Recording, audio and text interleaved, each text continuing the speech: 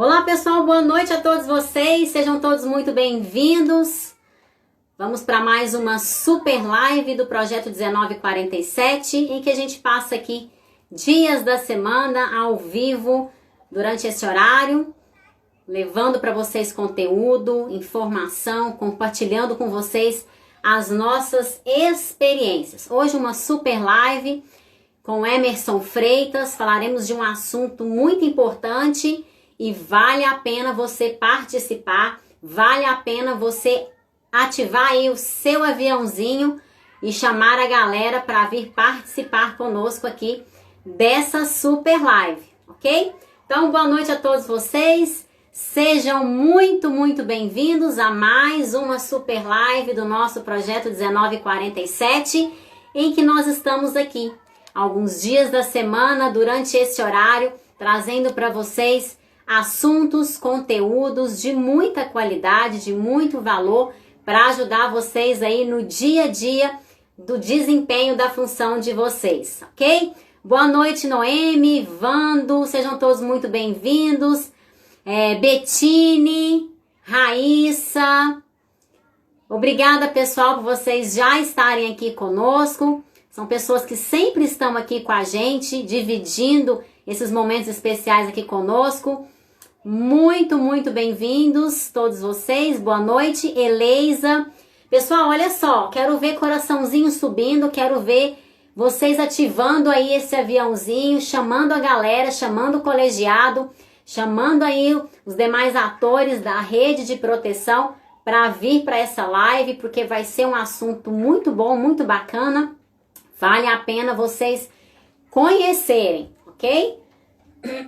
Vamos embora lá? Pessoal, olha só, muito importante que vocês, ó, o Emerson Freitas já entrou, já te chamo, viu, Emerson? Já te chamo. Pessoal, ativa o aviãozinho e vem pra live, vem pra cá que nós estamos esperando vocês. Vai ser muito bacana a nossa noite hoje, teremos aqui um conteúdo muito importante e que infelizmente muitos conselheiros, conselheiras tutelares tem dúvida. Pessoal, vocês estão me ouvindo? Dá um ok pra mim, faz um joinha. Se vocês estão me ouvindo, se tá tudo bacana, se tá bem. Boa noite, Vando, Eleisa, Liciane, minha ex-colega aí, conselheira tutelar. Beijo pra você, amada, saudades de você, seja bem-vinda. Pessoal, estão me ouvindo aí? Dá um joinha aí pra mim, comenta aí se tá bacana, o áudio tá beleza. Tá tudo tranquilo? Que bom, a Betine tá falando aqui que sim, que tá bom. Pessoal, olha só, esse projeto 1947, que a gente traz aqui para vocês durante a semana, é justamente para colocar em prática um sonho meu, um desejo meu, que é de ajudar os conselheiros, conselheiras e demais atores da rede de proteção a conhecerem e a entenderem melhor sobre o órgão Conselho Tutelar, que mesmo depois de 30 anos de existência, ainda é muito confundido, ainda não é bem interpretado, as pessoas não conhecem muito bem as suas atribuições, confundem o Conselho Tutelar com órgãos da assistência social, da segurança pública, dentre outros órgãos, e o nosso intuito aqui é fazer com que esse conteúdo, essas informações, elas cheguem ao maior número de pessoas para que nós possamos, enfim, um dia, e a gente espera que esse dia seja breve, acabar com tantas distorções e arbitrariedades que os conselheiros e conselheiras tutelares no exercício da função vêm sofrendo, ok? Então, bora lá, bora de conteúdo. Muita pessoa bacana entrando aí. Maraísa, seja bem-vinda. Dulce, Iva Ivoneide, Liliane. Isso aí, pessoal, vamos chegando, vamos entrando. Nós vamos começar agora então a nossa live e eu vou chamar então o nosso convidado dessa noite, Emerson Freitas, para a gente bater aqui um super papo e a gente falar hoje de um assunto muito importante, que é o acolhimento institucional. Tá bom? Creio que todos vocês conhecem, já ouviram falar. Então, vamos lá. Eita! Chegou o homem, gente! Opa, boa E aí, noite, Larissa. Emerson? Tudo Tudo bem? bom? Minha conterrânea. Eu também sou Ei! mineiro, uai. Ai, sou. Que isso? Que trem bom, então! Sou de Belo Horizonte. As pessoas acham que eu sou paulista, mas eu sou de Belo Horizonte. Sou mineirinho, Aí, uai. ó, Comedor de pão de queijo. eu tô falando que os mineirinhos são diferenciados, são diferenciados. Aos poucos a gente vai Emerson, dominando o Brasil. é isso aí. Emerson, seja muito bem-vindo. Obrigada por estar aqui dividindo essa noite com a gente. Eu tenho certeza que você veio para somar, que você veio agregar muito conhecimento e muita experiência conosco aqui nessa noite. Então, seja bem-vindo. E o espaço agora é para você se apresentar, para as pessoas te conhecerem. A maioria das pessoas aqui eu acredito que já me conhecem, mas quem não me conhece, quem segue aí o Emerson e começou a me seguir agora. Então, eu sou a Larissa Lira, eu sou advogada, especialista em direito público, sou palestrante, estou aí nessa caminhada, nessa jornada aí, como também consultora dos direitos da criança e do adolescente, sou mentora e estou na função de conselheira tutelar pelo meu segundo mandato e estou com um projeto Aconselhar, que é um projeto lindo, que nasceu do meu coração, para ajudar tantos conselheiros, conselheiras e demais atores da rede de proteção a conhecerem bem esse órgão tão importante e tão relevante para a nossa sociedade. E o nosso intuito aqui é contribuir com você, levar para você conhecimento de valor. Emerson, está com você para a gente começar o nosso bate-papo aqui. Obrigado, Larissa. E mais uma vez aí, boa noite a todos os conselheiros tutelares e outros atores aí do Sistema de Garantia de Direitos Humanos de Crianças e Adolescentes. Eu sou Emerson Freitas, né? Sou consultor em Direitos Humanos de Crianças e Adolescentes, palestrante dessa temática, também sou jornalista, teólogo, já trabalho há alguns anos também em outros segmentos, né? Mas eu polarizei da questão do direito da criança e do adolescente, porque essa é a nossa paixão, em especial o Conselho Tutelar, né? E também sou especialista em direitos humanos de crianças e adolescentes, né? Estou terminando a minha pós-graduação dentro dessa área aí. E temos contribuído aí pelo Brasil afora, né? Com as capacitações, canal do YouTube, né? Temos um canal do YouTube e muitas pessoas aí já nos seguem. Eu quero convidar, né? Você que me segue no Instagram, que passa a seguir também a Larissa Lima e também Lira. Eu falei Lima hoje de novo. Não tem problema, não. É Larissa Lira. É porque é a rima, né? É Eu bem também gosto de parecido, dá poesia, para eu também sou confundir. poeta, então, às vezes eu fico fazendo algumas rimas, né? Mas estamos aí nessa luta aí com o projeto Viver, né? Especificamente Viver, Conselho Tutelar, Escola Viver, também lançamos esse projeto aí há algum tempo. E estamos aí na batalha aí, chegando aí a uns 20 grupos de WhatsApp também, Larissa. Temos ajudado muitos conselheiros aí Brasil afora, estamos aqui para contribuir essa noite. E quero também te agradecer também por essa preciosa oportunidade de estar dividindo esse espaço aqui com você. Eu que agradeço, viu, Emerson? Para mim é um prazer estar dividindo aqui a telinha com tantas pessoas especiais, bacanas, que podem e estão sempre contribuindo aí com essa classe. Eu costumo falar, e vou repetir aqui hoje, que eu me encontrei profissionalmente estando conselheira tutelar.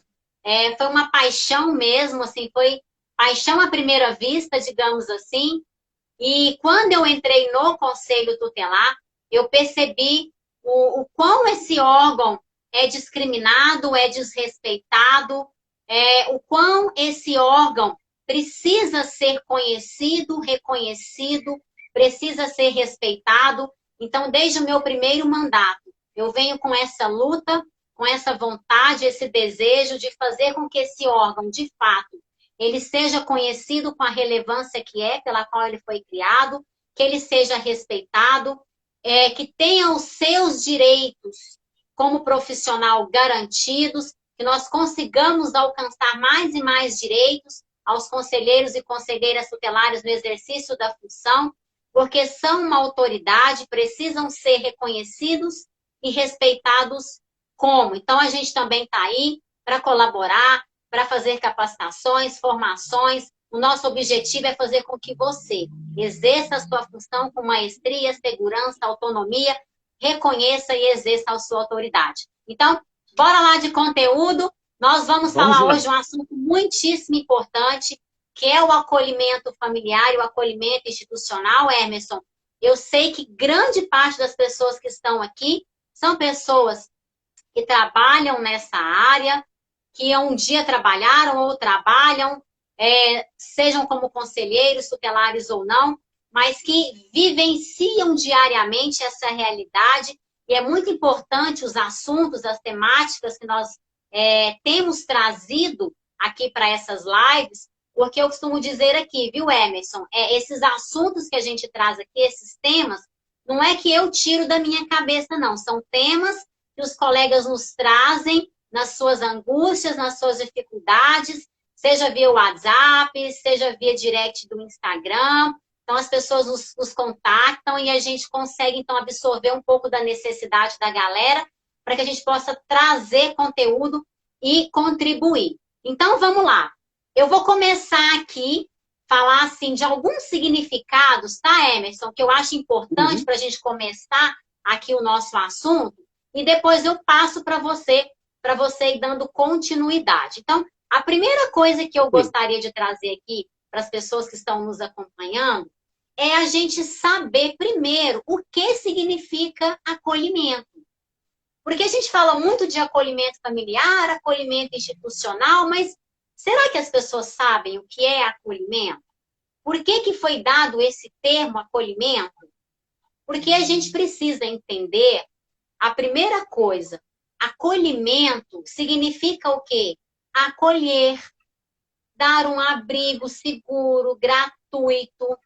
É algo espontâneo, é algo que vem de dentro para fora. É algo bom. Então, você acolher uma pessoa, você receber uma pessoa. Então, acolher é receber.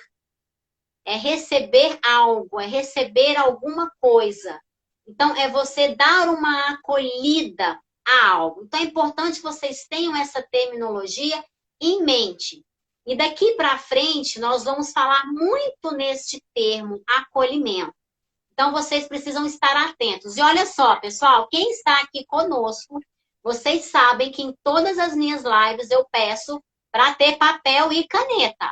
Não adianta vir para a live, vir aqui ouvir um tanto de conteúdo, um tanto de informação importante e vocês não anotarem. Por quê? A nossa mente, a gente sabe que o cérebro é uma máquina, mas a gente não consegue guardar tudo na cabeça. Hoje você consegue guardar, mas talvez amanhã você nem se lembra mais. Então, pega papel e caneta, quem não pegou ainda, vai lá, pega, dá um tempinho e vem para a live com papel e caneta, porque não dá para ficar nessa live sem anotar. Pessoal, então vamos lá. Para a gente começar o assunto, nós precisamos saber de uma primeira coisa. Toda regra tem exceção. Toda regra tem exceção. E aqui não vai ser diferente. Agora, nós precisamos saber qual é a regra que o Estatuto da Criança e do Adolescente nos traz. Então, a regra, pessoal, está lá no artigo 19. Olha só, vou ler para vocês, ok? É direito da criança e do adolescente ser criado e educado no seio de sua família, assegurada a convivência familiar e comunitária em ambiente que garanta o seu desenvolvimento. Ponto. Essa é a regra. Agora, qual é a exceção? A exceção é essa criança ou esse adolescente ser criado e educado em uma família substituta.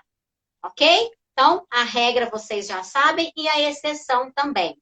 Agora, para eu já passar para o meu colega aqui, para a gente já fazer aqui algumas características, diferenciações relacionadas ao acolhimento familiar e institucional, que é importante nós trazermos aqui, eu gostaria que vocês soubessem de algo muito importante, que é diferenciar o que é uma família natural ou uma família de origem e uma família substituta. Não adianta nós virmos aqui falar de acolhimento familiar, acolhimento institucional, se a gente não sabe a base. Primeiro, a gente precisa saber a regra e nós já sabemos aqui, ok?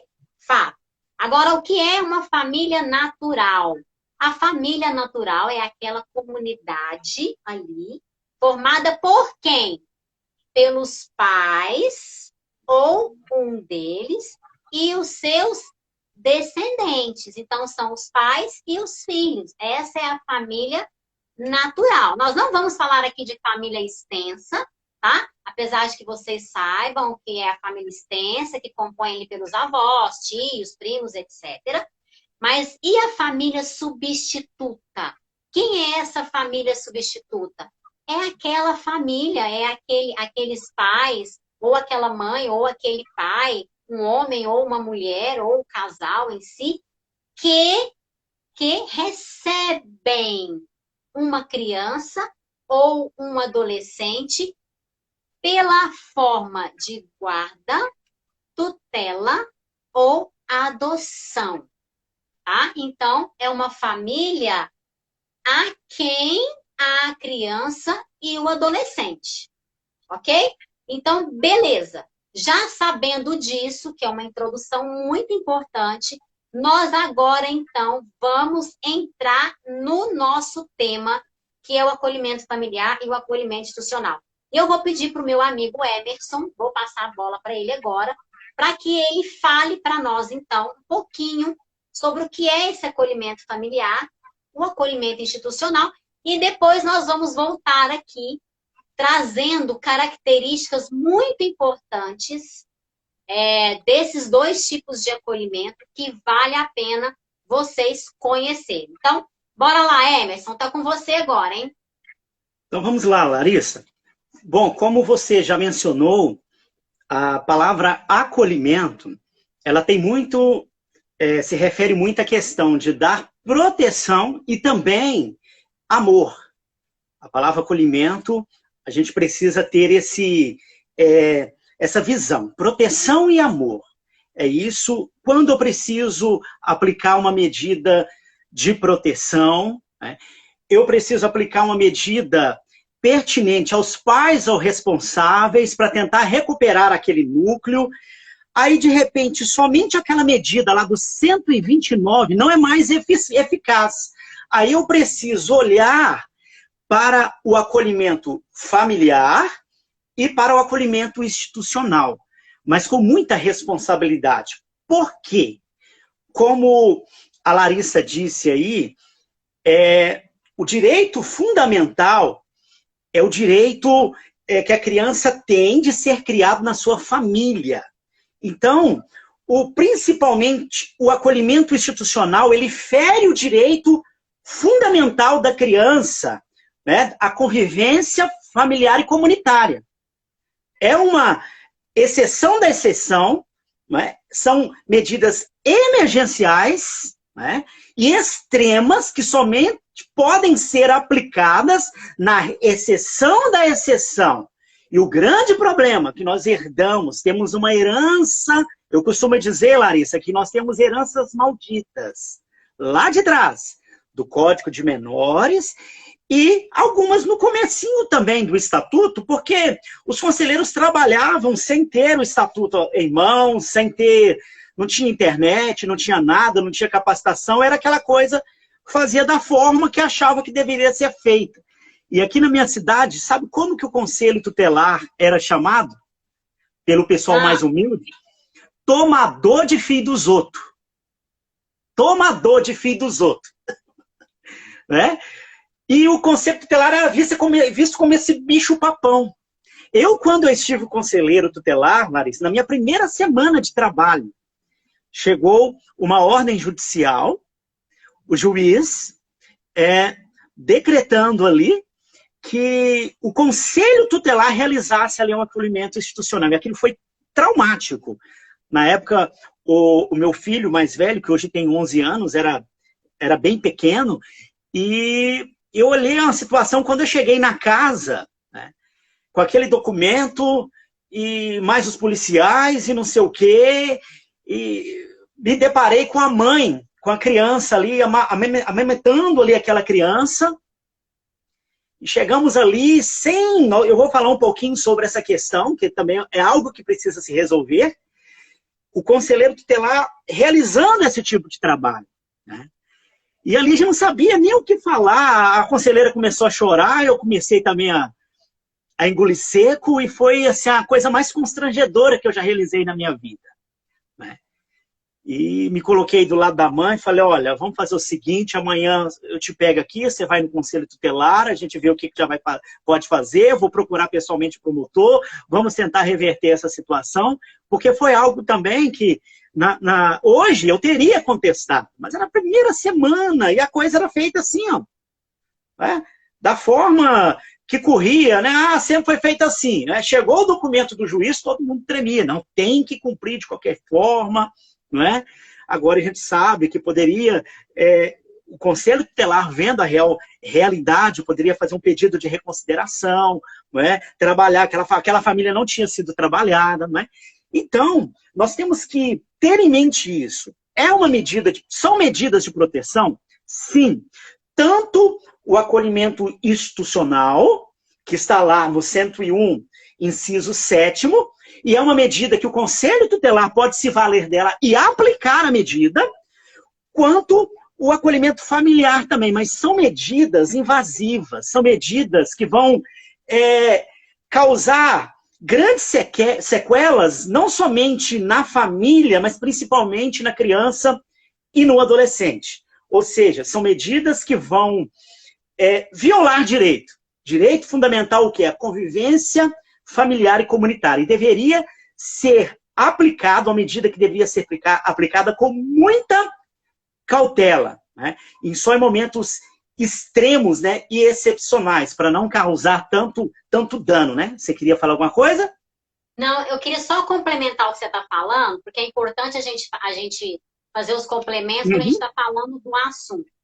Você falou aí que ambos são medidas de proteção. E isso é muito importante que todos que estão nos ouvindo frisem bem isso, porque apesar de o acolhimento familiar e o acolhimento institucional ser uma exceção, ambos são medida de proteção para tirar a criança e o adolescente de uma situação de risco. Então, é muito importante que os conselheiros e conselheiras tutelares, sabendo que eles podem fazer esse acolhimento, né? Isso está lá no artigo 101, igual o Emerson falou. Nós temos também um embasamento lá no artigo 93, que fala o seguinte, vou ler para vocês, olha só. As entidades que mantenham programa de acolhimento familiar ou institucional poderão, em caráter excepcional e de urgência, a gente não pode esquecer esses dois termos, excepcional e de urgência, acolher crianças e adolescentes sem prévia determinação da autoridade competente, porque nós precisamos enfatizar aqui que, em via de regra, acolhimento familiar institucional é determinação judicial, tá? Em via de regra. E fazendo comunicação do fato em até 24 horas ao juiz da infância e da juventude, sob pena de responsabilidade. Então, vejam só, olha só, vou abrir um parêntese aqui. O acolhimento familiar ou institucional, nós já dissemos que é o afastamento da criança ou do adolescente da sua família natural ou de origem para protegê-la de uma situação de risco. Mas olha só, ambos, tanto o acolhimento familiar quanto o acolhimento institucional, serão realizados pelo serviço de o acolhimento institucional ou programa de acolhimento familiar, que são lá as famílias acolhedoras. É importante nós dizermos aqui que essa questão do programa do acolhimento familiar, ele foi instituído no Estatuto a partir da Lei de Adoção, que é a Lei 12.010 de 2009, se eu não estou enganada, mas eu acho que é isso mesmo, Lei 12.010 de 2009. Então, trouxe essa modalidade, que é o programa de acolhimento familiar. E lá no artigo 34, fala que o acolhimento familiar, né, Emerson, ele ele está à frente, ele é a melhor opção. Se for para escolher o acolhimento familiar e o acolhimento institucional, o acolhimento familiar, ele tem essa preferência. Por quê?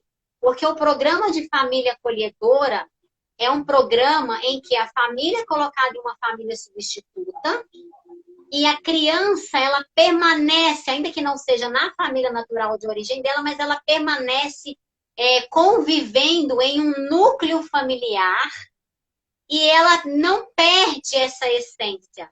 Ela não perde esse amor que é estar no seio de uma família. Ela não perde esses cuidados. Então, é importante a gente ter isso em mente. Emerson, só para a gente focar aqui agora, mais nas características do acolhimento familiar e institucional, eu queria falar aqui o seguinte, pessoal, olha só. O acolhimento familiar, como nós já dissemos, tanto ele quanto o acolhimento institucional, são medidas, olha só, de proteção, são provisórias e excepcionais. Isso quer dizer, pessoal, que tem um prazo determinado. Então, não é que a criança vai ser acolhida lá e vai ficar o tempo todo. O correto, né, Emerson? Infelizmente, a gente vê que tem crianças que vão para a instituição de acolhimento e permanecem ali por longos anos, porque, infelizmente, a sua família natural e de origem não conseguiu ser promovida, esse retorno dessa criança, desse adolescente não foi possível, e feito ali todo o processo ali da perda do poder familiar e para aquela criança ou aquele adolescente ir para a adoção, nem sempre existem pessoas habilitadas que escolhem adotar, por exemplo, adolescentes. Então, a gente vê muito essa realidade dentro das instituições de acolhimento, que a preferência daquelas pessoas que se habilitam no Cadastro Nacional de Adoção, elas querem adotar bebês, crianças menores ali, né, de 11, 12 anos. Então, muitas das vezes, os adolescentes, quando eles já vão adolescentes para as instituições de acolhimento, eles nem sempre têm a sorte de retomarem ao seio de uma família. Então, eu vou falar aqui, tá, Emerson, algumas características do acolhimento familiar e depois eu queria que você falasse características do acolhimento institucional, tá? Então, olha só, anotei aqui umas importantes, eu vou falar do acolhimento familiar e o Emerson vai falar do acolhimento institucional. Então, olha só, pessoal, olha que bacana, olha que interessante, anotem isso aí. Tanto o acolhimento familiar quanto o institucional, eles estão previstos no Estatuto da Criança e do Adolescente, tá? A criança ou adolescente é colocada, então, em uma família. Estou falando aqui do acolhimento familiar. A criança ou adolescente é colocada em uma família. Essa família, ela é previamente cadastrada, avaliada e capacitada para receber essas crianças. Não é de qualquer forma, não é de qualquer jeito. Então, essas famílias, elas precisam estar habilitadas, cadastradas, elas são avaliadas por equipes multiprofissionais e elas, então, são capacitadas a receberem essas crianças ou esses adolescentes de forma provisória, guardem isso, de forma provisória até que se veja a possibilidade de reintegração daquela criança ou daquele adolescente para a sua família biológica. Se isso não é possível, essa criança ou esse adolescente, então, passado ali o período ali de até 2 anos com a família acolhedora, ele vai, então, para passar ali pelo processo de adoção. Tá? Então, 2 anos de duração. Esse formato é o formato considerado o melhor para a criança e para o adolescente, porque, já disse aqui anteriormente, vou repetir, eles consideram o seu programa de família acolhedora, o programa de acolhimento familiar, mais benéfico, menos traumático, menos ruim para a criança e adolescente, que nós sabemos que é uma pessoa em desenvolvimento, então ele precisa de um cuidado, de uma proteção, de um amor. E enquanto essas famílias estão com essas crianças ou esses adolescentes, eles recebem ali o termo de guarda provisória, que é dado ali pelo juiz da Vara da Infância e da Juventude, tá? Então, eles recebem ali esse termo de guarda para permanecer com essa criança e com esse adolescente e poderem se responsabilizar por todos os direitos dessa criança, sendo ali, então, os responsáveis legais ali naquele momento para garantir e defender todos os direitos dessa criança ou desse adolescente que estão sob os seus cuidados. Então, estão aqui umas características importantes, básicas do acolhimento familiar. E agora, Emerson, vou passar para você falar aí algumas características importantes do acolhimento institucional. Lembrando que o acolhimento institucional não é de hoje, né, Emerson? A gente vê essa história de acolhimento institucional há muitos e muitos anos implementado dentro do nosso sistema, que a gente vê aí que eram os antigos abrigos, a gente nem usa essa terminologia mais, as casas lares e tantos outros. Então, fala aí um pouquinho para nós do acolhimento institucional. Vamos lá. Bom, vamos lá. Infelizmente, o tema é muito abrangente, né? A gente queria passar muito conteúdo para vocês, né? Mas vamos tentar aqui. Por isso que é importante as capacitações, né, Emerson? As formações, os conselhos tutelares aí convocarem, oficiarem os TMDCAs, para que convoquem aí, convidem aí especialistas da área para ajudarem vocês nesse dilema e nessas discussões aí. Então, fica a dica. Querem saber mais, com mais abrangência, com mais foco, é só nos contactar, né, Emerson? É isso aí, estamos à disposição. Mas, Larissa, olha, como você falou, a gente precisa observar essas duas medidas de proteção, né, com muito cuidado. Primeiro, que o Conselho Tutelar ele não tem autoridade de dar guarda para ninguém. E nem de destituir a guarda. Ele pode provocar o promotor, lá no 136, diz que ele faz uma representação, né, para que o promotor venha instaurar toda a questão ali para destituir o poder familiar. Ele não tem esse poder. Então, em primeiro lugar, é essa questão, né? E tanto o acolhimento institucional como o acolhimento familiar é tirada a guarda provisória dos pais. Naquele momento ali, a guarda ela é passada para a instituição, o diretor da instituição ele passa a ser o guardião legal, não é, de todas as crianças e adolescentes que estão ali. A gente vê, pelo menos na minha época, acredito que você pegou uma época melhor, mas na minha época, as instituições de acolhimento ligavam para o conselho tutelar, fugiu fez isso. E outra coisa, né? Eles não estão presos. Ainda tem, viu? Ainda tem. Você tem que dar aula. Eles não estão presos, eles não estão internados. Mesmo uma instituição de acolhimento, ela deve ter uma característica de lar. É uma instituição de acolhimento. Então não está preso, não está internado, ele não está cumprindo medida socioeducativa, nada disso. Então a gente precisa ver muito bem essas duas questões, tanto do acolhimento institucional quanto do acolhimento familiar. Como você falou, o acolhimento familiar, ele é o melhor. Outra coisa que precisamos resolver nos nossos municípios, a maioria dos municípios que tem uma instituição de acolhimento, não tem um programa de acolhimento familiar, e uma coisa não substitui a outra, são questões distintas, tá certo? E o ideal é o município ter os dois programas, tá certo? E outra coisa também, tem gente que vira para mim e fala assim, na minha cidade tem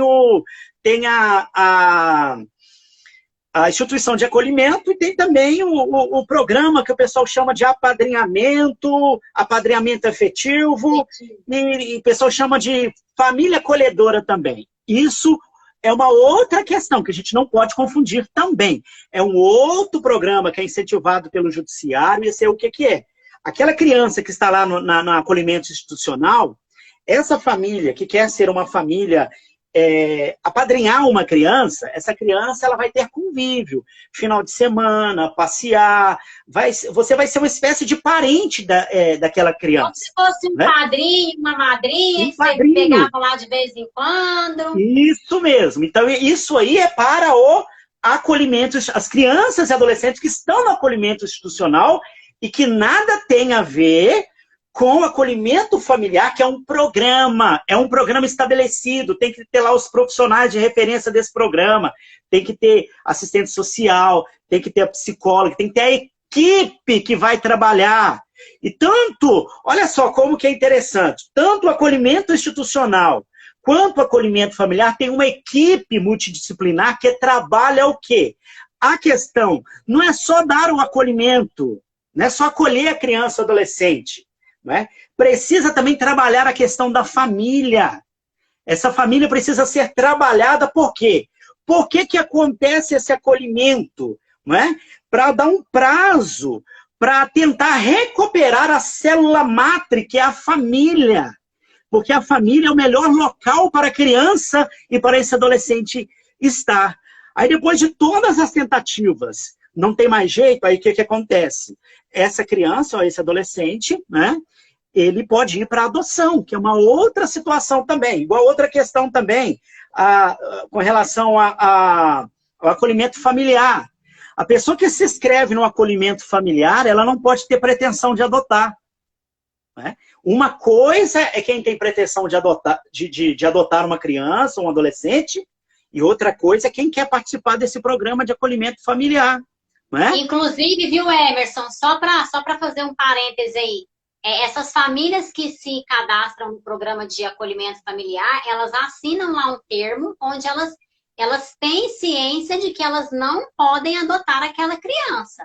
Tá? Uma coisa é elas estarem inscritas no programa de acolhimento familiar, outra coisa é ela estar inscrita no Cadastro Nacional de Adoção, que é outra coisa separada. Quem é a família acolhedora, ela não, por mais que tenha ali uma afinidade, porque gera uma afinidade, gera amor, né? Você quer ali, apanha amor por aquela criança, por aquele adolescente, você dá carinho e tudo mais, mas eles não podem adotar, terem pretendentes para adotar aquela criança que eles estão acolhendo. Eles podem até estar inscritos no Cadastro Nacional de Adoção, estarem esperando por uma criança, mas não aquela que eles acolheram. Muito bom, muito bem lembrado essa característica aí, porque vale a pena ressaltar. É importante. E nós precisamos ter essa...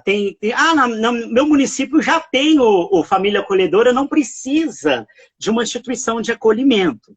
Uma coisa não substitui a outra. Na verdade, deveríamos trabalhar com essas... Na verdade, com todas as vertentes, né? Que é, primeiro, as medidas pertinentes aos pais ou responsáveis lá do 129. O que o município está oferecendo? É algo a se pensar. Né?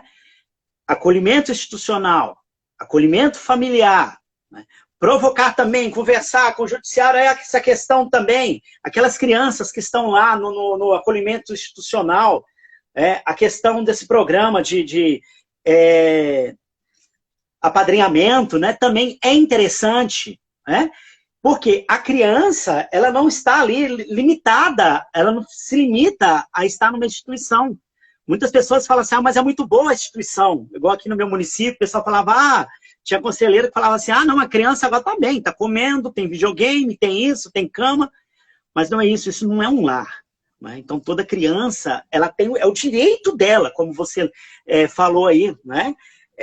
A criança ela tem direito de ser criada e de estar no seio de uma família, que é a família natural, família extensa, ou até mesmo uma família substituta. Mas vamos lá, eu quero agora fazer uma provocação, algo importante. Quando a gente fala de acolhimento institucional, os conselheiros tutelares começam a tremer, começam a ficar nervosos, suar a mão, não sabem o que fazer. Não somente caso de acolhimento institucional, mas várias outras questões que não são atribuição do Conselho Tutelar. Se a gente pegar o artigo 101, o caput do artigo 101, o que que diz lá no caput do artigo 101? Deixa eu chegar aqui no 101, cadê meu 101? Né? Diz lá, verificada qualquer das hipóteses previstas no artigo 98, a autoridade competente. Quem que é a autoridade competente para aplicar a medida de proteção? O Conselho Tutelar ou o juiz. O Conselho Tutelar, ele aplica até o acolhimento institucional, inclusive ele não está autorizado a aplicar o acolhimento familiar. Olha que interessante. A autorização para ele aplicar o acolhimento institucional está no 136, né? No 136, inciso 1º. Aí lá não fala do inciso 8º, que ali já é para o juiz. Poderá determinar. Agora, a palavra que nós precisamos focar aqui agora, Larissa, é essa aqui. A autoridade competente, ela determina, entre outras, seguintes medidas. Então, baseado nisso, eu vou fazer uma pergunta. Quem faz o acolhimento institucional? É o conselheiro tutelar que tem que ir lá na casa da criança, pegar a criança, o adolescente na unha e levar para a instituição de acolhimento, de qualquer jeito, de qualquer forma, cometendo violência institucional. Isso aí foi feito por mim, acredito que deve ter sido feito por você também, por outros, e tem sido feito Brasil afora. Então é o seguinte, você está falando uma besteira. O Conselho Tutelar, ele não pode fazer acolhimento institucional. O Estatuto fala que ele determina. Ele aplica uma medida de proteção, o Conselho Tutelar, lá no 131, fala que ele zela pelo cumprimento. Ele zela para que alguém o faça. Então eu digo que nós precisamos repensar algumas coisas, Larissa. Então, não é o conselheiro tutelar que faz o acolhimento institucional. Ele aplica a medida de proteção, ele determina para que os serviços cumpram a medida. Então, o Conselho Tutelar, ele deve requisitar para o CREAS. Mas o CREAS não está de plantão. E aí? Ou ele faz o encaminhamento direto à equipe institucional. Lá na instituição, não tem uma equipe institucional que está capacitada a ir até a residência, fazer a abordagem social ali naquele momento, que é uma abordagem que o conselheiro tutelar não tem competência técnica para fazer. Então aqui, eu quero deixar aqui, né, não falando que tá tudo errado, não sei o quê, mas nós precisamos rever os nossos conceitos. O Conselho Tutelar, Larissa, no máximo, acredito eu, ele pode e poderia acompanhar o cumprimento da medida. Acompanhar. Porque ele é incompetente tecnicamente para executar o serviço ainda. Igual você fala, Larissa é advogada, um outro conselheiro assistente social, o outro é psicólogo, mas ali nós estamos como conselheiros tutelares. Então, o acolhimento institucional, ele deveria seguir, não é? Todo um fluxograma. É a coisa mais invasiva que existe, é a medida de proteção mais invasiva e mais traumática, e é que é feita de qualquer jeito. Vai os 2, 3 conselheiros tutelares lá com o carro do conselho tutelar, às vezes chama o apoio de uma viatura da polícia e faz uma coisa de qualquer jeito. Gente, o acolhimento institucional, tanto acolhimento institucional como acolhimento familiar, são serviços de proteção social especial da alta complexidade do Sistema Único de Assistência Social dos municípios. E não poderiam ser feitos de qualquer forma, de qualquer jeito, igual tem sido realizado no Brasil afora durante todos esses anos, Larissa. E só para concluir eu vou passar a palavra para você, só para concluir esse raciocínio, o que está faltando hoje? Na maioria dos municípios, os nossos municípios precisam ter um fluxograma urgente, um protocolo pré-estabelecido, né? Regulamentando, norteando toda a questão do acolhimento, principalmente do acolhimento institucional. É o conselho que tem que fazer, é o conselho que vai. Aí o que acontece?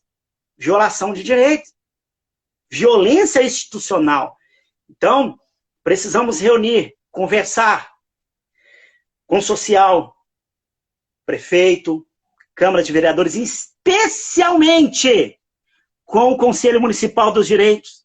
Precisa ter uma regulamentação, uma normativação do serviço de acolhimento institucional no município. Né? E isso pode ser feito de uma maneira conjunta com quem? Quem que pode deliberar essa política? Conselho Municipal dos Direitos da Criança e do Adolescente, né? E a política da assistência social. Porque senão vai continuar isso aí, o Conselho Tutelar não sabe o que fazer, chega lá, uma conselheira começa a chorar, pega a criança no colo, não sabe o que fazer. E isso aí é violência institucional, Larissa. Nós precisaríamos de ter... chegou uma ordem judicial, né? 8 horas da noite não tem ninguém da assistência de plantão. E aí? O serviço precisa estar estabelecido. Quem que vai fazer? Olha, chegou aqui, o Conselho Tutelar vai determinar. É que o Conselho Tutelar ele vai determinar o cumprimento. Agora, quem que vai cumprir isso? É alguém que não tem competência técnica para isso? É alguém que está ali apenas para zelar pelo cumprimento? E a medida, Larissa, é o mais estarrecedor. É a medida mais invasiva, é a mais traumática. E durante anos e anos tem sido realizada de qualquer jeito. Passo a bola para você comentar um pouco aí também. Emerson, e assim, infelizmente é desse jeito, né? Porque a gente vê, assim, situações traumáticas, horríveis. Nós já tivemos casos aqui, sabe, Emerson, de o juiz determinar que o conselheiro tutelar acompanhe busca e apreensão de criança e adolescente sob a fundamentação de que o conselho tutelar tem um jeitinho melhor para lidar com essas questões, assim, sabe? E, assim, são aberrações que a gente vê. Você tocou num ponto aí, assim, que eu acho que é a ferida, assim, sabe? Que você aperta, assim, que é essa questão dos serviços, que a própria súmula 109 do CNAS fala que são ininterruptos, não trabalharem de forma ininterrupta.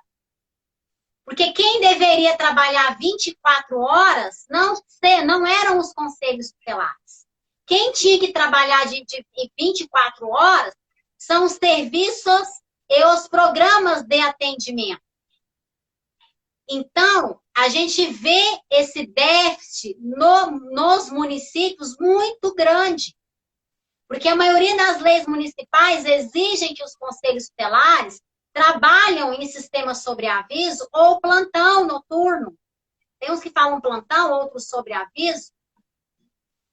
E muitas das vezes, Emerson, essas medidas, essas questões acontecem após as 18 horas, pelas madrugadas, momentos em que o colegiado não está todo mundo acordado, disponível para discutir um caso, uma situação.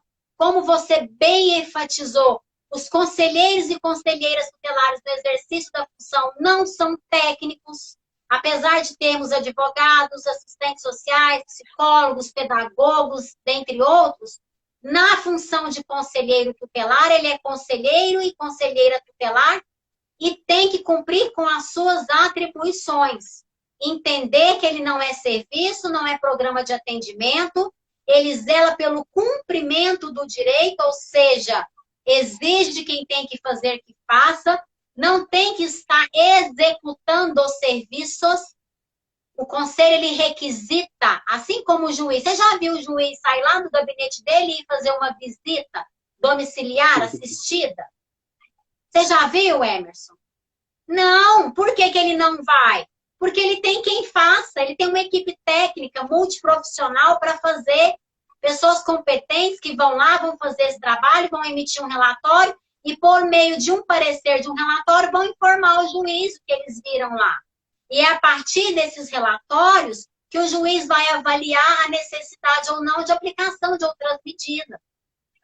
Então, nós precisamos entender, nós, conselheiros e conselheiras tutelares, que nós precisamos conhecer principalmente quais são as nossas atribuições, qual é o nosso papel, onde nós estamos inseridos, entendermos que nós somos um órgão, assim como o Judiciário é, o Ministério Público, a Defensoria, a Segurança Pública, que nós requisitamos serviços e não executamos serviços, para que nós tenhamos argumentos suficientes, plausíveis, para debatermos.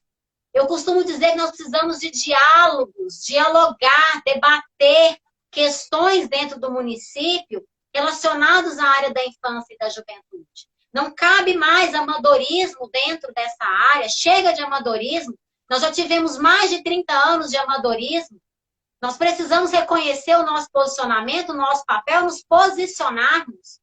E o que é posicionamento? Posicionamento nada mais é do que você ter conhecimento, coragem e comunicação. O que adianta você conhecer o estatuto do artigo 1º até o 255B, se você não coloca em ação o que você aprendeu, o que você viu ali de necessidade, se você não sabe comunicar por meio da sua ação o que precisa ser implantado, o que precisa ser feito, você não consegue visualizar, você não tem noção de onde a rede ali precisa de uma costura, precisa de um remendo para que aquela engrenagem funcione.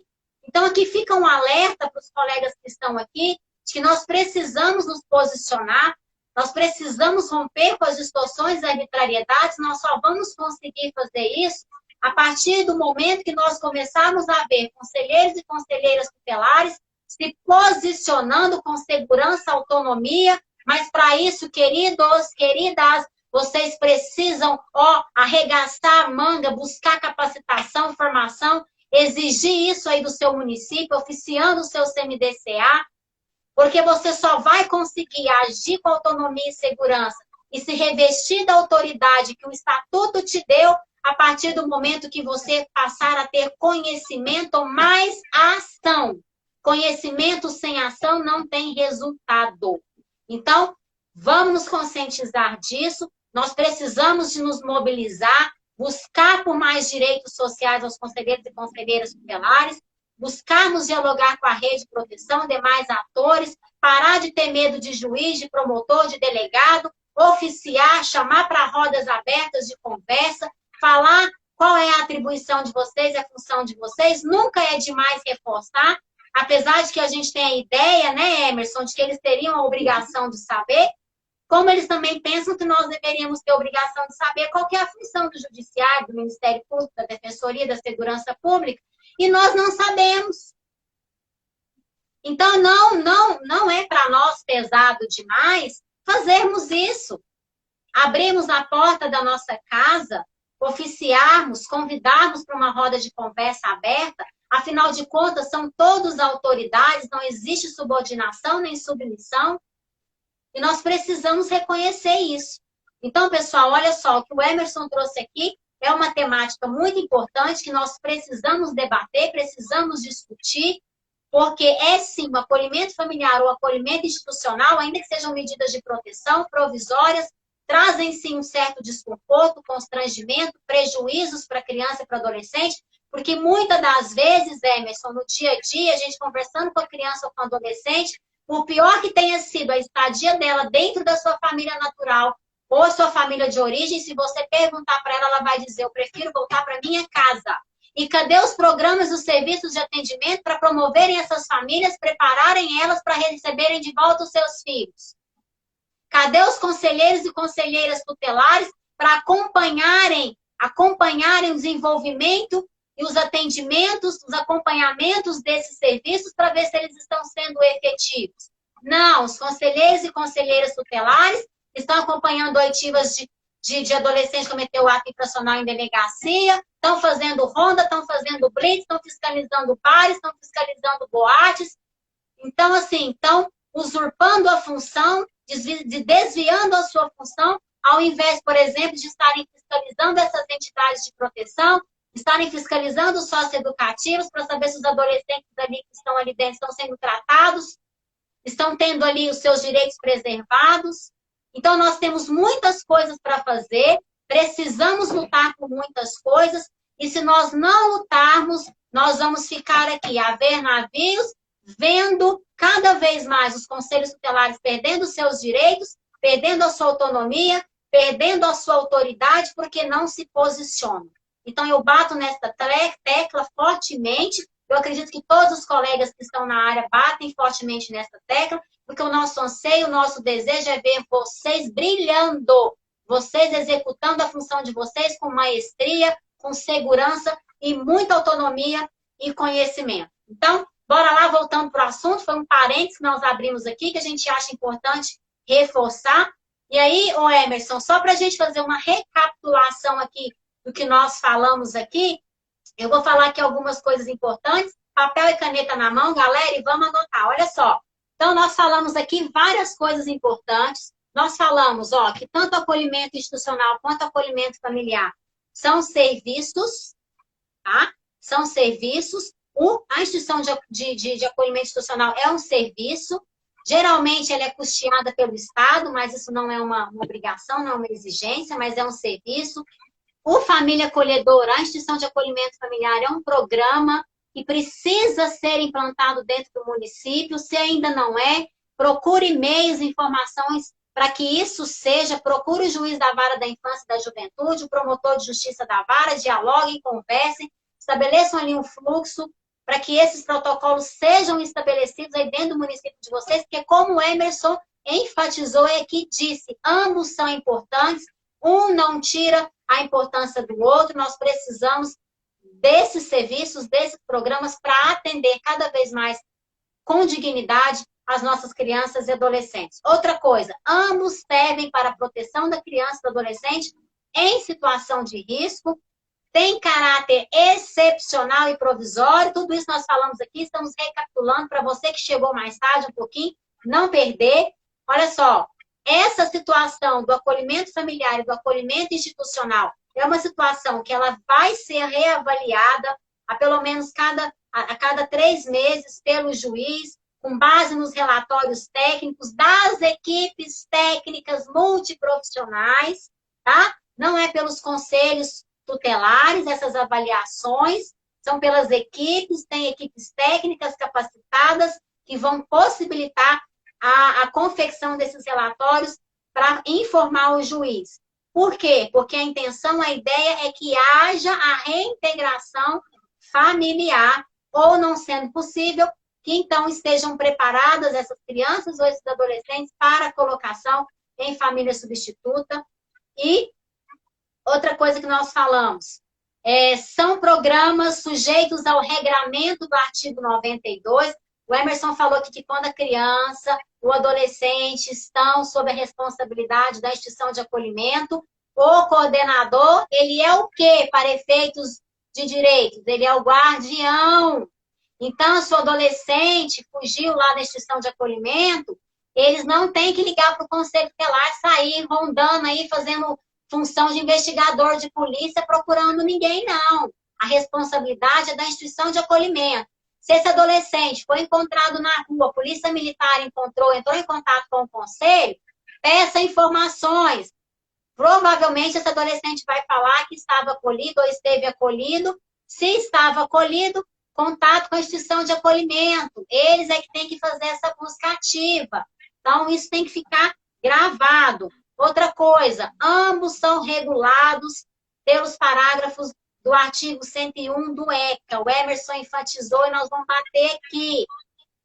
O Conselho Tutelar aplica as medidas de proteção do 101, do 1 ao 7º, que está lá no inciso 7º, a questão do acolhimento institucional, porém, o inciso 8º, que fala do acolhimento familiar, não cabe mais ao Conselho Tutelar, é o juiz, ok? Outra coisa importante, nós já falamos aqui, só para a gente enfatizar, é necessário o acompanhamento técnico da criança e do adolescente e também da família.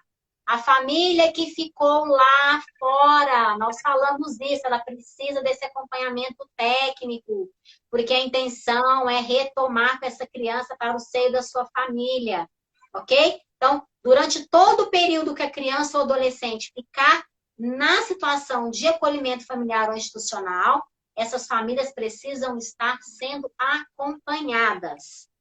Porque, em regra, o convívio com a família de origem deve ser mantido. Outra coisa, viu, Emerson? A gente não falou aqui, mas eu vou falar agora.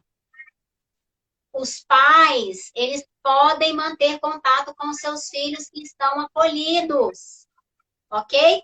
Isso só não será permitido se porventura esse contato traga algum prejuízo, tá? Para a criança ou para adolescente, mas em via de regra, eles podem sim, eles têm o direito de visita, ok? Deixa eu ver se tem mais alguma coisa aqui. Eu acho que por enquanto foi só isso. E só para eu fechar aqui, já passo a bola para você de novo, Emerson. E a gente falou isso lá no início. Olha o que diz o artigo 34, parágrafo 1º do Estatuto. A inclusão de criança ou adolescente em programa de acolhimento familiar terá preferência a seu acolhimento institucional, observado em qualquer caso o caráter temporário e excepcional da medida nos termos da lei. Emerson, se eu esqueci de alguma coisa, passo a bola para você e aí a gente vê aí o que está faltando. Nem sei quanto tempo a gente tem ainda. Tá caindo ou não tá caindo mais a live? Como é que tá agora, o Instagram? 51, 52. Tá bacana. Vamos lá. Vamos mais uns 10 minutinhos que eu acho que dá pra gente fechar. Então, vamos lá. Então, a gente precisa resolver essas questões, Larissa. Mais de 30 anos de distorções. E o grande problema é que o conselheiro sempre entra em contato com a gente e reclama. Olha, mas no meu município é assim, é assado. Você precisa ser o agente de transformação. Seja a transformação que você quer ver no mundo. O Conselho Tutelar, no comecinho do ano, lá no meu canal do YouTube, eu gravei um vídeo falando que estava num momento bem propício. Né? Os prefeitos, né? Até mesmo aqueles que foram reeleitos, estavam no novo ciclo, vereadores, todo mundo no novo gás. Então, estava no momento ainda propício para quê? Para mostrar para todo mundo para que o Conselho Tutelar veio. Esse momento todo de transição, até mesmo o próprio Conselho Municipal, houve muitas mudanças, principalmente os conselheiros do poder público, né? Mudaram vários. Então, nesse momento agora, o Conselho Tutelar precisa falar realmente, olha, nós somos isso. E o trabalho do Conselho Tutelar é um trabalho de articulação. E nós queremos ficar assim, de vez em quando eu chego em algum Conselho Tutelar, em algum município, como é que foi? Como é que foi o trabalho? Ah, não, o trabalho hoje foi tranquilo, não teve nenhum caso. Eu falo, mas o Conselho Tutelar agora trabalha com caso, ele é, né, entre aspas, é um caso, né? É complicado, porque o Conselho Tutelar ele tem que ter estabelecido o que ele tem que fazer, as suas atribuições lá do 136 e também as suas atuações que não estão todas lá no 136. Existem atuações do Conselho Tutelar que estão fora do 136. Então, o Conselho Tutelar, ele está muito ocupado fazendo, como você falou, aquilo que não é a sua atribuição, que ele não tem tempo nem de aprender aquilo que é a sua atribuição.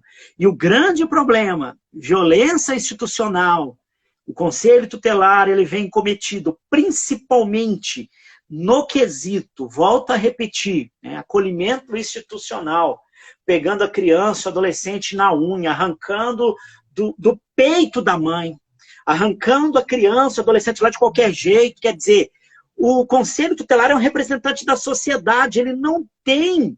Quando a gente fala aqui de competência técnica, não é que ele é um incompetente, mas eu sou pai, eu sou mãe, eu sei pegar uma... Não é isso, é porque ele não está capacitado para desempenhar essa função.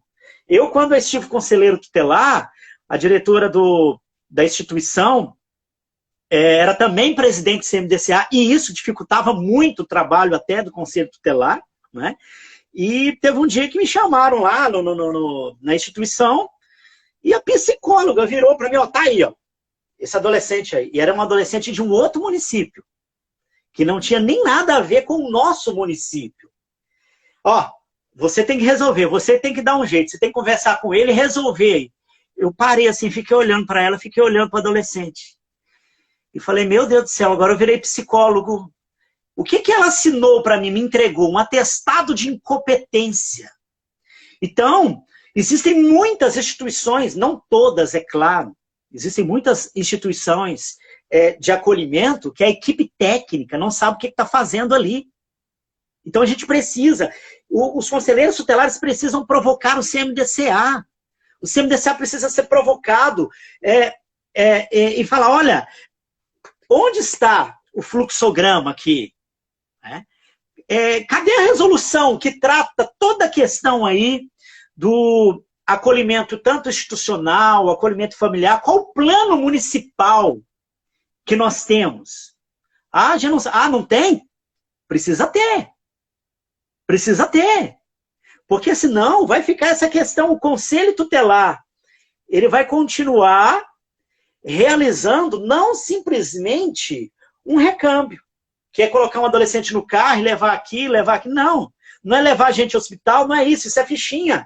Ele vai estar realizando o serviço da proteção social especial de alta complexidade do município, do Sistema Único de Assistência Social do município.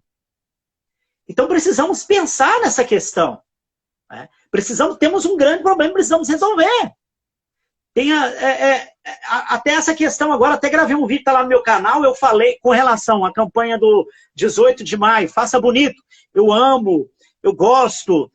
Mas é o seguinte, os conselhos, Larissa, estão preparados, abrindo uma aspa aqui, estão preparados para receber a demanda provocada pela campanha?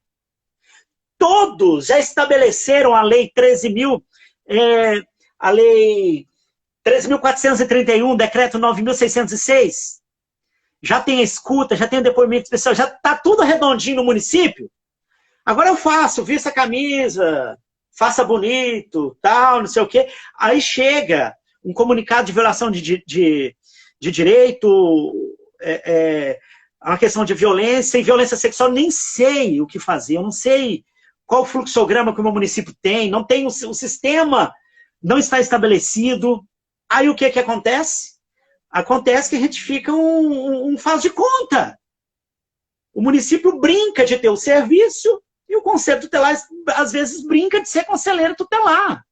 Então, aí tem gente que fala, mas o meu município, às vezes o pessoal, mas o meu município ainda não tem a escuta especializada. O que eu faço? Eu falei, não sei. Eu não sei o que você vai fazer. A resposta você tem que buscar aí no seu município. É a lei já está especificado na lei. Mas como? Eu falei, não, como era feito antes da lei uma coisa, agora é outra. Tudo que você fizer diferente agora não está dentro da legalidade. Então, precisamos, principalmente essa questão, precisamos rever todo o fluxograma, né, de toda essa questão, a criança, adolescente, não dá mais para... Não tem como ter a manutenção ali na família natural, não tem ninguém da família extensa, tal. O conselheiro tutelar ali ligou para o outro, nós vamos tem que acontecer o acolhimento institucional agora, 3 horas da manhã. Para quem que eu ligo? Qual a equipe que vai vir para fazer o acolhimento? Precisam... mas esse município não vai fazer, mas é explícito na lei, o conselho tutelar ele determina, ele aplica a medida, ele não cumpre. Mas o conselho, igual, eu não vou me ater aqui aos detalhes, né, mas igual exemplo, a própria instituição, ela pode fazer um acolhimento sozinha. A própria instituição viu a necessidade, precisou, a sua equipe técnica viu a necessidade, ela pode fazer o acolhimento institucional e ela tem que comunicar com... O requisito é o quê? Comunicar com 24 horas para o judiciário, né? Então, criou-se muito essa questão que o acolhimento é o conselho tutelar. E a questão mais evasiva, mais traumática dos acolhimentos institucionais é a questão do conselho tutelar pegar. Como diz entre aspas, né? O conselho pegar na unha, vai lá, faz na unha. Isso é mais traumático. Tem criança que até hoje treme quando vê um carro do conselho tutelar. Então precisamos rever essa questão. Eu acredito que se hoje, eu bati muito nessa questão, mas se a gente conseguir impregnar isso nas mentes dos conselheiros tutelares, mas no meu município aqui eles vão dar pulo dessa altura, que dão um pulo da altura do teto, mas precisa mudar a política de atendimento no que tange, principalmente ao acolhimento institucional. Porque senão vai ficar complicado. Lá tem uma equipe técnica, É o conselho, não é técnico. O conselho tutelar é representante da sociedade para zelar pelo cumprimento do direito. Eu acho que o tempo já está esgotando aí, né, Larissa? Ô, Emerson, mas deixa eu te falar. Larissa? É isso que você falou. Oi, tô te ouvindo. Você tá me ouvindo? Opa, agora sim, travou um pouquinho. Tá ouvindo? Isso que você falou é muito importante, porque o certo seria as equipes técnicas dos acolhimentos, que já é uma equipe técnica multiprofissional preparada, havendo a necessidade de um acolhimento, essa equipe técnica ser acionada para que ela faça o acolhimento. Porque, na verdade, o conselheiro ou a conselheira tutelar, ele não está fazendo o acolhimento, ele está servindo de transporte para a instituição de acolhimento. Ele está acordando de madrugada, indo lá, pegando o menino e botando na porta da instituição. As instituições possuem transporte, pessoal. As instituições trabalham 24 horas, é rodízio de trabalhador, de técnicos trabalhando. O coordenador é dedicação exclusiva. Ele pode ser acionado a qualquer hora. É 24 horas. Então, precisou de fazer um acolhimento? Instituição de acolhimento. Situação assim, assim, assim, assim. Encaminha a equipe. Bota lá todo mundo no carrinho e vai fazer o acolhimento. Então, esse seria o correto de ser feito. E olha, eu vou te falar. Não é só aqui eu sempre falei aqui, sabe, o Emerson, que quando eu entrei aqui no Conselho Tutelar em 2016, nós somos 3 conselhos tutelares aqui. Eram aberrações que eram feitas aqui. Eram coisas assim inimagináveis. Eu não vou nem te falar aqui. Mas, assim, é a realidade que eu sei que 98% dos conselhos tutelares viveram ou vivem. E quando eu comecei a participar de palestras, grupos, fóruns intersetoriais, eu comecei a falar do Conselho Tutelar, estudar para falar sobre ele, eu me abri muito a minha mente com relação às distorções e às arbitrariedades que aconteciam ali. Então, eu tive a ideia, a princípio, porque a gente não faz nada sozinho, é um colegiado, mas o meu colegiado na época era o único que tinha 5 conselheiras novatas. O resto, a grande maioria, eram veteranos, então eles já estavam acostumados a fazer aquilo. Para eles, fazia parte da rotina deles, eles adoravam fazer recâmbios, né? Transportes de criança e adolescente para outras cidades, porque daí eles davam uma passeada, conhecia praia, quem nunca conheceu, andava de avião, ganhava lá um dinheirinho lá e tal. E era o máximo fazer. Quando viu uma determinação do juiz para fazer, eu nunca fiz. E olha que já vieram diversas determinações. O dia que foi, Emerson, a minha vez de fazer, eu falei para o meu colegiado assim, hoje eu vou pedir a revisão dessa decisão. Nós pedimos a revisão, a decisão foi revista pelo juiz de plantão e nós não fizemos, porque o promotor de justiça ele foi ao nosso favor, de que nós éramos requisitores de serviço e não executores, e determinou que um técnico da Secretaria de Assistência Social do município, foi um técnico do CREAS, fazer o transporte do adolescente que estava na instituição de acolhimento, portanto, ele tinha um responsável legal, e esse responsável legal não era o conselho tutelar, qualquer um, menos o conselho, mas houve a determinação, e o técnico foi levá-lo, e nunca mais chegou uma determinação dessa para nós. Então, o que falta muitas das vezes para os conselheiros e conselheiras tutelares é tomar uma atitude, é ter um posicionamento, é falar, chega. E antes que esse pedido de reconsideração acontecesse, Emerson, só para a gente finalizar aqui, nós encaminhamos ofícios pedindo reunião para conversar, para estabelecer fluxo, tanto para as secretarias, quanto para o CMDCA, quanto para a Vara da Infância e da Juventude. E até ontem nós estamos recebendo ainda uma devolutiva. Então, nós anexamos esse documento, esse pedido de reunião, de fluxo que não nos foi atendido, anexamos junto ao pedido de reconsideração, anexamos jurisprudências, artigos do Estatuto falando sobre de que o Conselho Tutelar era requisitor de serviço e não executor, que o adolescente estava sob a responsabilidade da instituição de acolhimento, porém, portanto, ele tinha um responsável legal, e que esse serviço deveria ser feito por equipe técnica. Então, foi com esses embasamentos que nós conseguimos a revisão da decisão e hoje nós não fazemos isso mais. Então, assim, foram lutas que ao longo do tempo a gente veio avançando, não foi fácil, tivemos animosidades, tivemos brigas, descontentamentos, pessoas virar a carinha para você, e ppp, mas nós não nos importamos com isso. O meu colegiado, na época, foi protagonista dessas mudanças, eu falo isso com muito orgulho, porque nós protagonizamos, sim, as mudanças que se tem hoje, foi porque um grupo de pessoas entendeu o propósito, entendeu o que era o Conselho Tutelar e se propôs a mudar a realidade em que nós estávamos vivendo. Hoje, aqui dentro do município, nós já conseguimos romper com 95% das distorções e arbitrariedades. Faltam ainda algumas coisas que precisam ser ajustadas. A gente sabe que não é do dia para a noite, a gente precisa de dialogar, conversar. A gente sabe que os profissionais da rede mudam muito, né? Muda de governo, muda os atores da rede de proteção. Às vezes muda um delegado, ele é removido para outra cidade, chega outro que na cidade dele está acostumado a chamar o conselho tutelar para tudo. Então, a gente tem que estar sempre se recompondo, restabelecendo novos diálogos, para que não haja aí nenhum constrangimento. Mas isso, pessoal, é uma luta diária. Essa luta dos conselhos tutelares para se posicionarem de forma efetiva e segura tem que ser dinâmica, não é estática. Não basta ficar, ai meu Deus, como... Não, tem que lutar, tem que fazer, como o Emerson disse, eu já fiz um post com essa frase. Seja a mudança que você quer ver.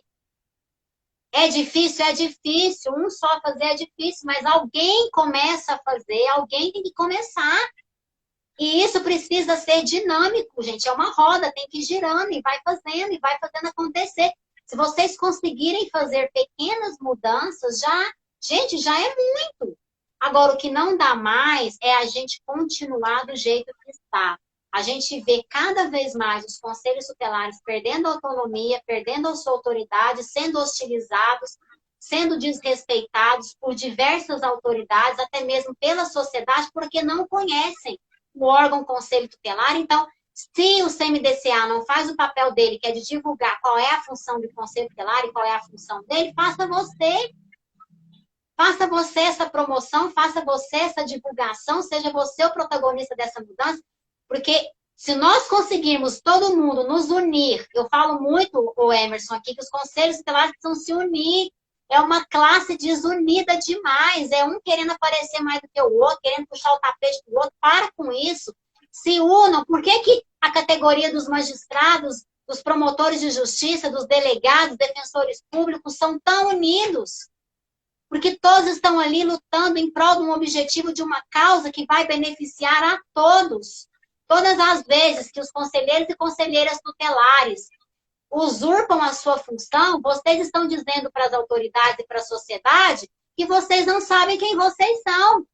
Vocês só reafirmam para todos eles que vocês não são autoridade coisa nenhuma, que vocês são capacho, que vocês são extensão do Judiciário, do Ministério Público, da Segurança Pública, da Assistência Social, e que eles mandam em vocês. A gente ouve muito essa frase, assim, os conselheiros reclamando, porque o juiz acha que me manda, manda mesmo, porque ele manda, você faz. Você não tem coragem de pedir uma reconsideração da decisão dele, você treme as bases? Você tem medo? Manda mesmo, claro que manda. Agora, o dia que vocês se posicionarem, isso vai acabar. Lógico, gente, com respeito, né, com humildade, mas esses diálogos precisam acontecer. Emerson, para a gente fechar aqui o assunto de hoje, eu coloquei aqui uma observação final, para a gente fechar esse assunto e a gente fechar com chave de ouro, porque foi muito bacana esses minutos aqui, e eu fico muito agradecida de ter essas oportunidades, porque são diálogos, assim, às vezes calorosos, mas que a gente precisa falar, a gente precisa dar uma injeção de ânimo nesses profissionais, porque a gente quer ver esses profissionais brilhando, executando a função com muita maestria, e a gente não vai estar aqui o tempo todo. Né? Você esteve conselheiro tutelar, você pôde contribuir o tanto que você contribuiu. Hoje você está do outro lado, auxiliando, ensinando esses profissionais. Eu ainda estou conselheira tutelar, mas é o meu último mandato. E eu pretendo dar aqui também o pontapé inicial, começando aí já tem um tempinho, a ajudar esses profissionais também, dando consultorias, mentorias, porque o nosso objetivo é ajudar vocês, sempre. Sempre ajudar vocês, empoderar vocês, para que vocês consigam, com segurança e maestria, exercer essa função tão relevante. Então, considerações finais do nosso tema de hoje. Olha só, o caminho comum para a criança ou adolescente, após o período de acolhimento, poderá tanto seu retorno para sua família natural ou de origem, como também para o processo de adoção. Mas a gente quer que haja a promoção dessa família, porque o melhor para essa família é estar com a sua família natural ou com a sua família extensa, que eles mantenham esse laço de afeto, de amor, esse laço consanguíneo, que eles consigam se recuperar, serem promovidos, para que haja, de fato, uma mudança na vida dessas crianças e adolescentes. E há uma preocupação muito grande do Estatuto, do legislador, quando fez o Estatuto, de manter, de estabelecer sempre, sempre a proteção integral das crianças e adolescentes do nosso país. Eu falei aqui já em outros momentos, o Estatuto da Criança e Adolescente é um dispositivo legal, é uma norma, é uma lei que é referência para outros países. Então, nós precisamos muito valorizar e honrar o Estatuto da Criança e do Adolescente, porque é um exemplo de dignidade, de humanidade, de proteção à criança e adolescente que por tantos anos não foram reconhecidos como sujeitos de direitos, foram tratados como objeto dos adultos, não tinham voz, não tinham vez, e hoje o Estado vê a criança e adolescente como um ser humano em desenvolvimento, seja ele físico, moral, psicológico, material, e ele precisa desse acompanhamento de todos nós, esse carinho, essa atenção, esse olhar afetuoso, para que eles tenham um desenvolvimento sadio. Eu falo muito, Emerson, que a gente precisa trabalhar muito com a prevenção. Quando nós estamos protegendo integralmente uma criança, um adolescente, nós estamos prevenindo uma sociedade hipócrita, uma sociedade má, porque a gente quer e sonha sempre com uma sociedade mais justa, humana e feliz. E nós só vamos conseguir ver isso acontecendo um dia se nós priorizarmos a infância e a juventude, se nós valorizarmos essa classe tão vulnerável e que depende de nós, depende de mim, de você, de toda a sociedade, do Estado no geral, para que consiga a garantia dos seus direitos. Então, essas foram as minhas considerações finais. Espero que todos tenham gostado desses momentos aqui. Fica à vontade para você se despedir da nossa audiência.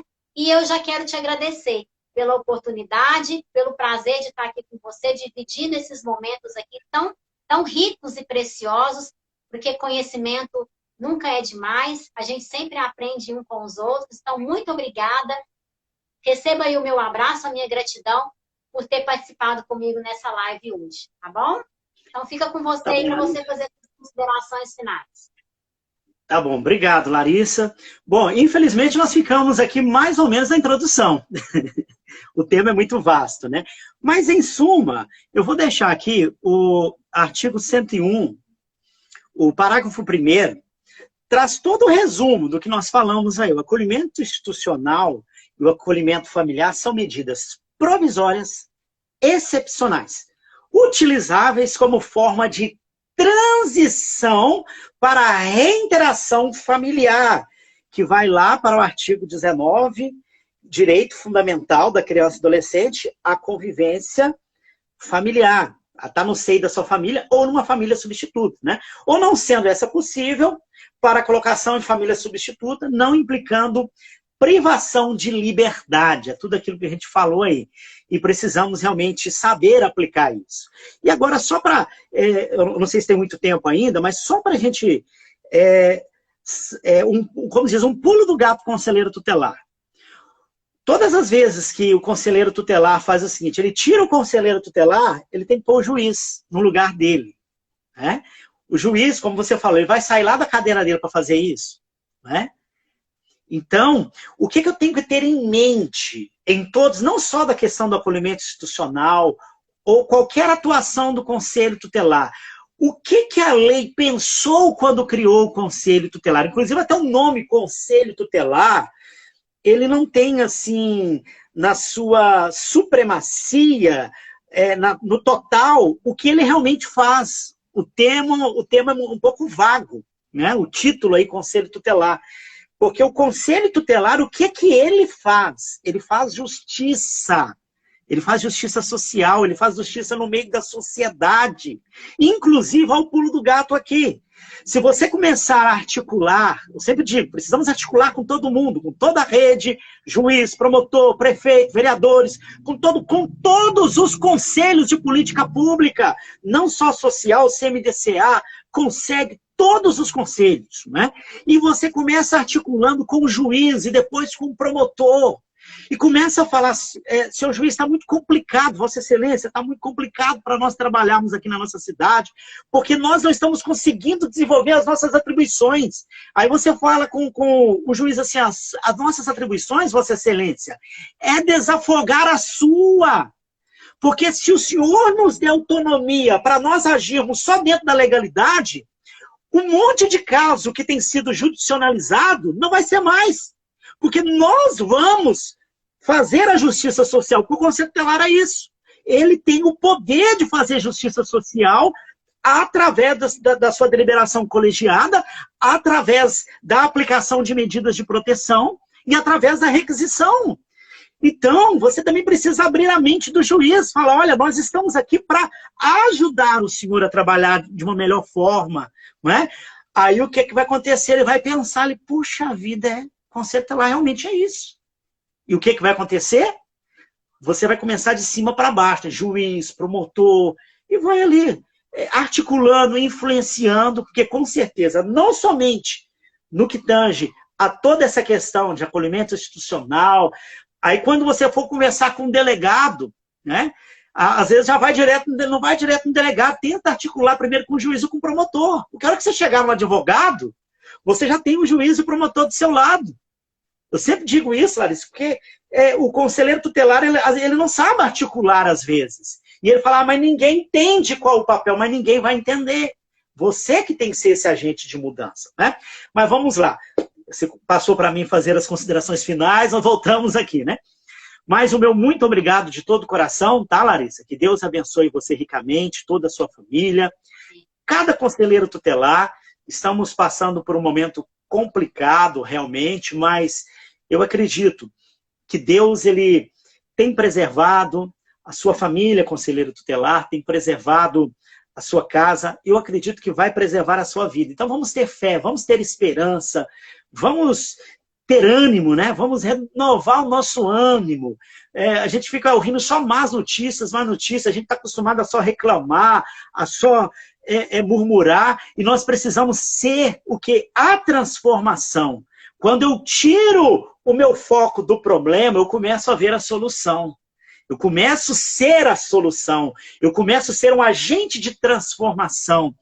E não podemos esquecer que nós, como conselheiro, eu não estou mais atuando, mas eu me coloco como conselheiro tutelar. Nós estamos conselheiros tutelares por causa das crianças e dos adolescentes. O meu cargo é transitório, mas eu preciso deixar um legado, não somente para os conselheiros tutelares, não somente para o conselho tutelar, mas um legado na vida, ser um agente de transformação na vida de crianças e adolescentes do nosso município. Forte abraço a todos vocês. Muito obrigado vocês que nos acompanharam até agora, né? Um beijo no coração de vocês. Larissa, mais uma vez, muito obrigado por tudo. Emerson, eu que agradeço. Receba aí o meu abraço. Obrigada mesmo. Foram, assim, minutos, horas, assim, muito ricos. Eu tenho certeza que todos aqueles que nos acompanharam aqui gostaram muito. E eu vou finalizar isso aqui falando para vocês uma coisa muito importante. Vocês, conselheiros e conselheiras tutelares, vocês são juízes no âmbito administrativo. Se você aí no seu conselho são 5 membros, vocês são 5 juízes, e o juiz da vara da infância e da juventude é o 6º juiz.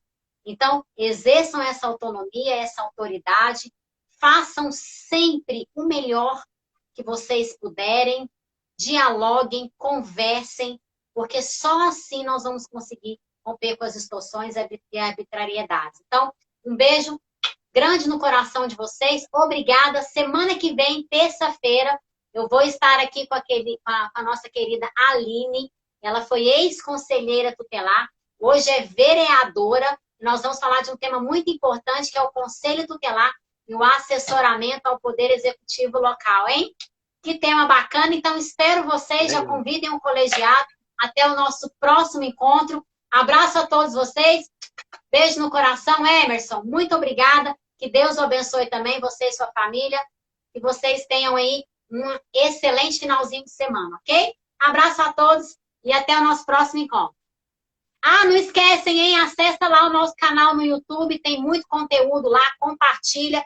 Vamos fazer a sociedade no geral conhecer aí o Conselho Tutelar e a gente bombar aí no país todo, fazendo com que os conselheiros e conselheiras tutelares sejam reconhecidos como profissionais aí de liderança, pessoas capacitadas para a função que exercem, ok?